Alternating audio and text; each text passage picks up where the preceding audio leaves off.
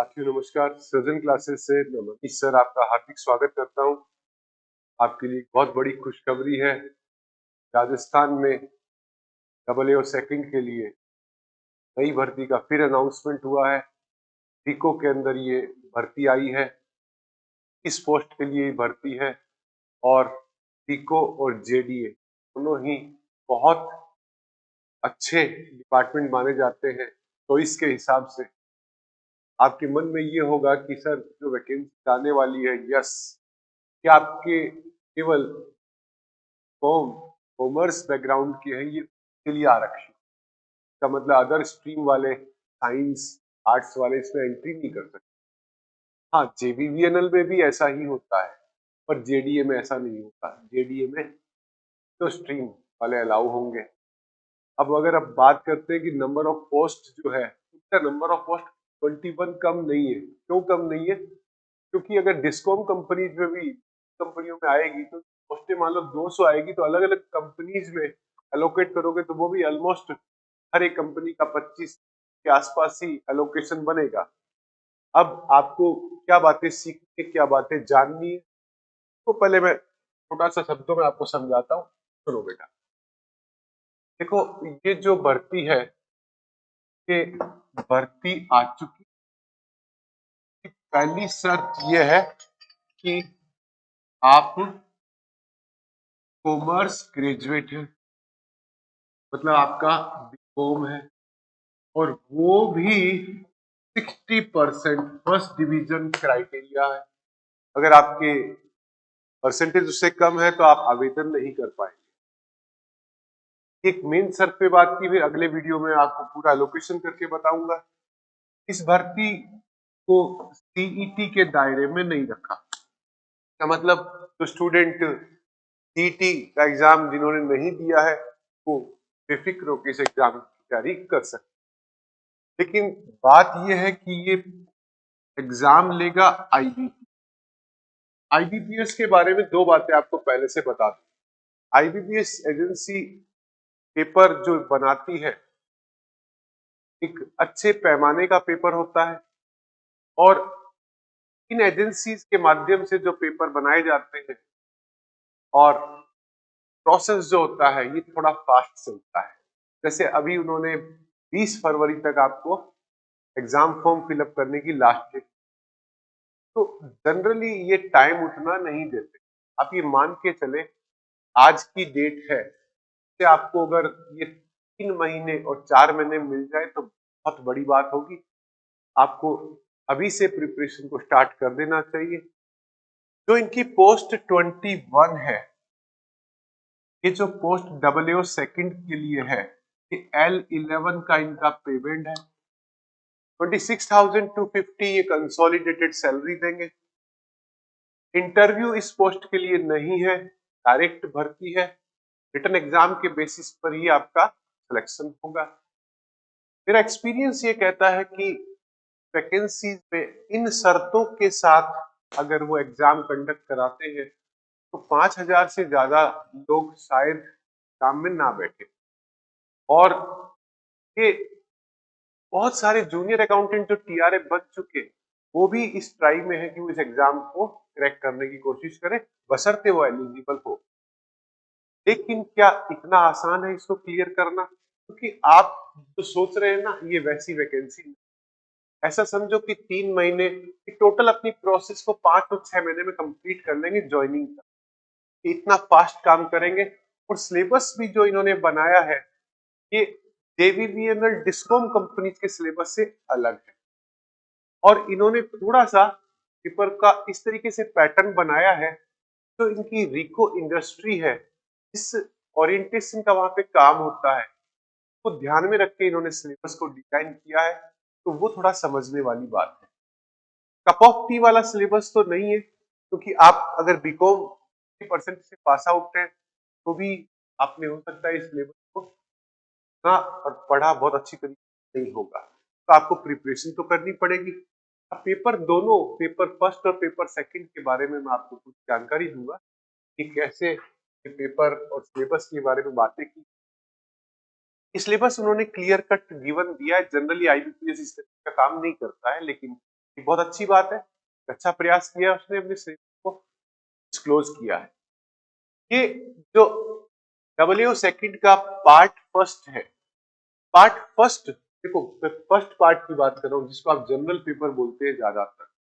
तो इसका भी सेक्शन ए जो है वो रीजनिंग और क्वांटिटेटिव एप्टीट्यूड का है, और रीजनिंग और क्वांटिटेटिव एप्टीट्यूड में ये 20 क्वेश्चन बनाएंगे, और ये एक क्वेश्चन 3 मार्क्स का है, 60 मार्क्स का है।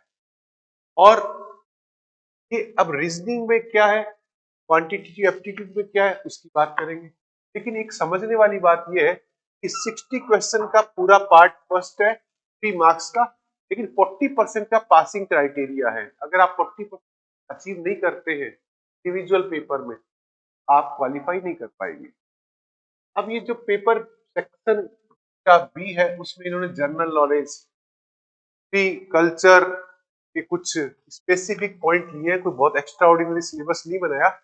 मैथमेटिक्स में इन्होंने ये क्लास 10th के ओरिएंटेशन से जो ये रियल नंबर, पॉलिनोमियल, तो ये जो टॉपिक्स बनाए हैं, ट्राइंगल्स, तो ये कोई बहुत एक्स्ट्रा ऑर्डिनरी जो है वो काम का नहीं है।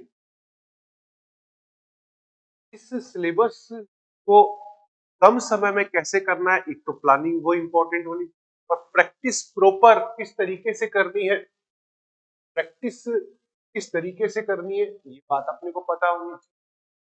फिर जो ये जो सिलेबस है इतने कम समय में कैसे कवर किया जाए, उसके बारे में मैं भी आपको बताऊंगा।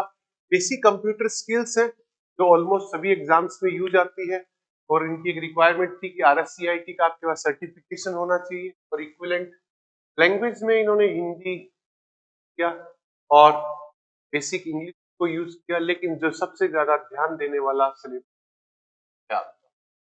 ये आपका सेकंड पेपर जो मेन पेपर है, 90 क्वेश्चंस है, 270 मार्क्स है, मेजर स्टेक है।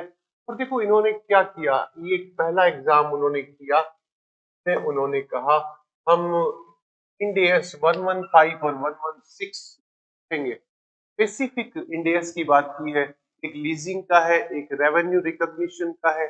मतलब आप जब रिको के लिए काम करेंगे तो लीजिंग के जो काम होते हैं और जो इनकम इनकी रिकॉग्नाइज करते हैं, उनके रूल्स क्या है और गाइडलाइंस क्या है, और उनको कैसे वो फॉलो करनी चाहिए। तो एक तरीके से उन्होंने आपको बाउंड किया है कि आपको नॉलेज होना चाहिए।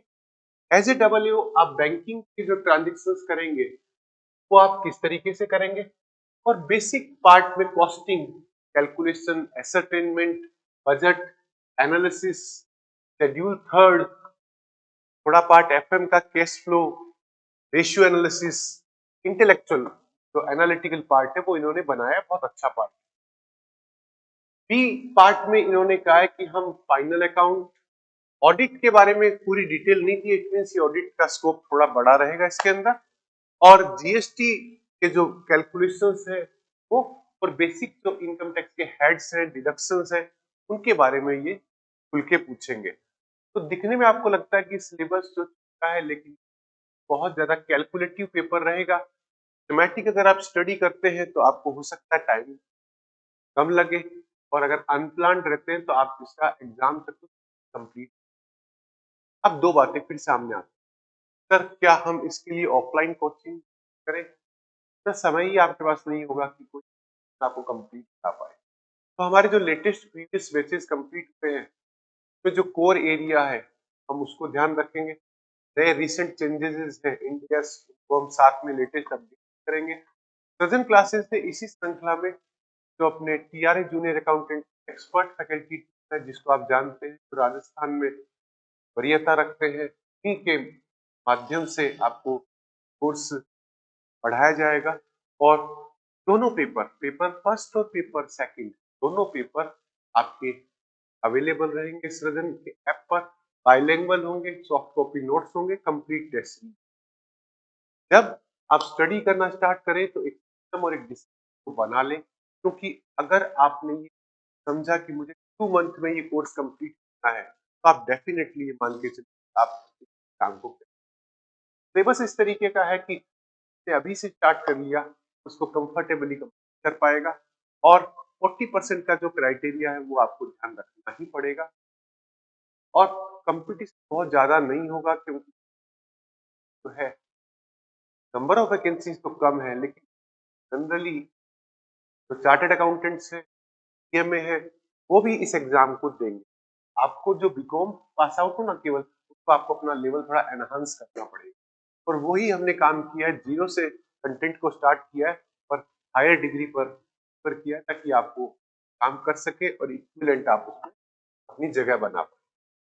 जयपुर में ये इनका मुख्यालय है तो डेफिनेटली बहुत क्रीम पोस्ट भी है, लोगों की चॉइस भी रहती है। जयपुर लोकल्स वाले इसमें ज्यादा रोल भी करते हैं, लेकिन मौका राजस्थान में सबके पास है। ऑलमोस्ट हम इस जो बैच को फरवरी 15 तक कंप्लीट करने की कोशिश करेंगे। आपके पास पूरा टाइम स्टडी और रिवीजन को आप दें। विश्वसनीयता अपनी जगह बहुत मायने रखती है। एग्जाम ओरिएंटेड अगर आपने स्टडी नहीं की तो आप एग्जाम करेंगे। एग्जाम केवल सिलेबस कवर करने वाला एग्जाम नहीं है। एमसीक्यू का एग्जाम होता है तो आप एनालिटिकल नहीं रहे तो एग्जाम कवर नहीं।